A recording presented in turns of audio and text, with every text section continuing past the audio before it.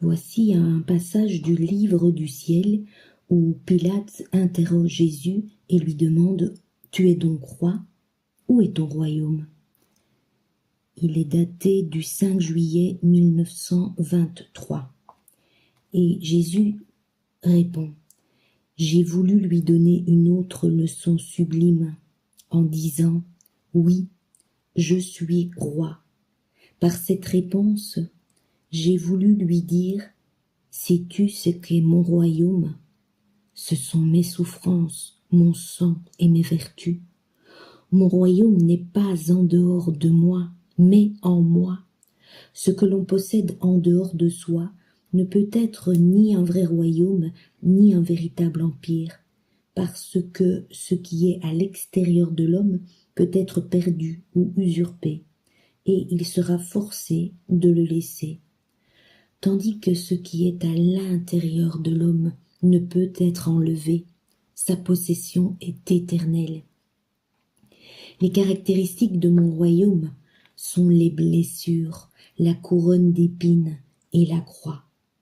Je ne me comporte pas comme les autres rois qui gardent leurs sujets séparés d'eux, sans sécurité et même sans alimentation.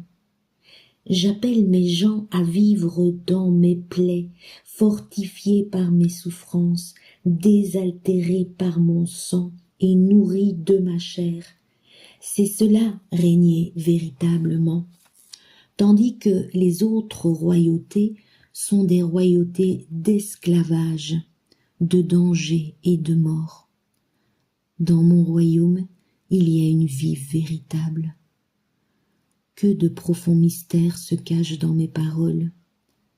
Dans ces souffrances, ces humiliations et l'abandon de tous, dans sa pratique des vertus véritables, l'âme devrait se dire « Ceci est mon royaume qui ne périra pas.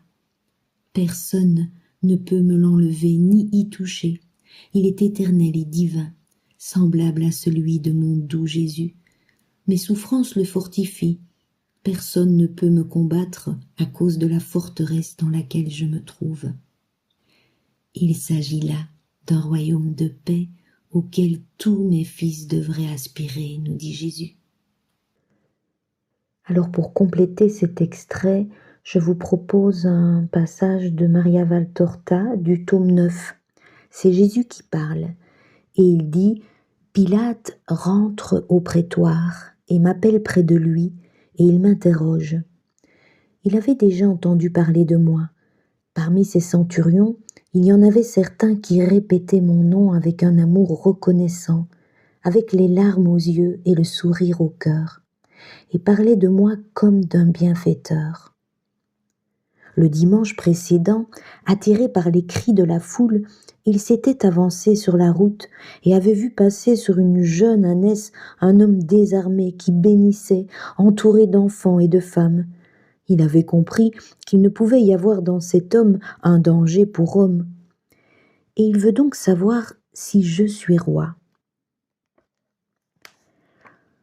Ce roi sans couronne, sans palais, sans cour, sans soldats, lui répète que son royaume n'est pas de ce monde.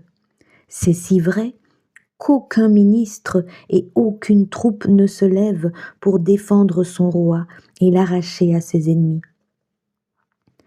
Pilate, assis sur son siège, me scrute parce que je suis une énigme pour lui.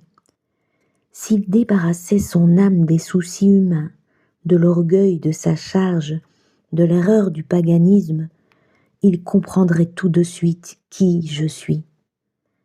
Mais comment la lumière pourrait-elle pénétrer là où trop de choses bouchent les ouvertures pour empêcher la lumière d'entrer ? C'est toujours ainsi, fils, même maintenant.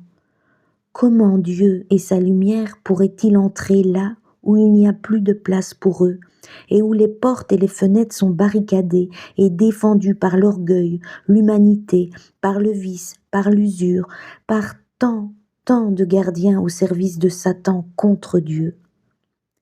Pilate ne peut comprendre ce qu'est mon royaume. Et ce qui est plus douloureux, il ne demande pas que je lui explique. À mon invitation de connaître la vérité, lui, l'indomptable païen, répond « Qu'est-ce que la vérité ?» Et il laisse tomber la question en haussant les épaules. Ô fils, ô mes Pilates de maintenant, vous aussi, comme Ponce Pilate, laissez tomber en haussant les épaules les questions les plus vitales. Elles vous semblent des choses inutiles, dépassées. Qu'est-ce que la vérité ? De l'argent ? Non. Des femmes ? Non. Le pouvoir ? Non. La santé physique ? Non. La gloire humaine ? Non. Et alors qu'on la laisse tomber, elle ne mérite pas que l'on court après cette chimère. Argent, femme, puissance, santé, commodité, honneur, voilà des choses concrètes, utiles à aimer et à atteindre de toute façon. C'est ainsi que vous raisonnez. Et pire qu'Ésaü, vous troquez les biens éternels pour un aliment grossier qui nuit à votre santé physique et qui vous nuit pour votre salut éternel. Voici une prière de l'âme inspirée du Livre du ciel le 21 octobre 1921. Mon doux Jésus, je veux vivre dans ton royaume. Je veux que tu sois le roi de mon âme. C'est pour cela que je veux entrer dans l'immense océan de ta douloureuse passion. Tu dis que chaque fois que l'âme pense à ta passion, chaque fois qu'elle se souvient de ce que tu as souffert ou qu'elle éprouve de la compassion pour toi, l'application de tes souffrances se renouvelle en elle. Alors ton sang surgit pour l'inonder, tes plaies la guérissent si elle est blessée, ou l'embellissent si elle est déjà en santé, et tous tes mérites viennent l'enrichir. Tu nous expliques aussi que les effets de ta passion dans l'âme sont surprenants, que tout ce que tu as fait et souffert rejaillit continuellement sur nous, comme le soleil qui ne cesse de répandre sa lumière et sa chaleur sur la terre. Ta manière d'agir avec nous ne connaît jamais l'épuisement.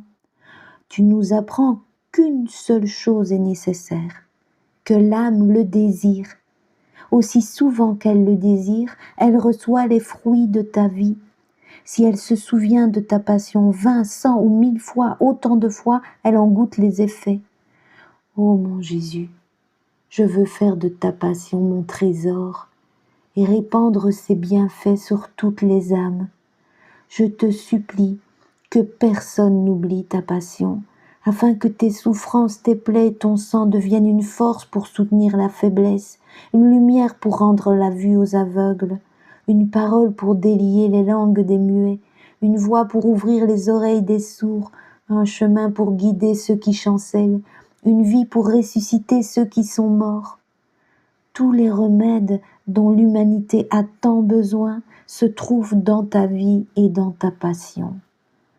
Oh, je te prie, mon doux Jésus, que ta passion retrouve la place d'honneur dans les églises et sur les lèvres des prêtres, afin que leurs paroles deviennent lumière et que ton peuple puisse vivre de cette lumière.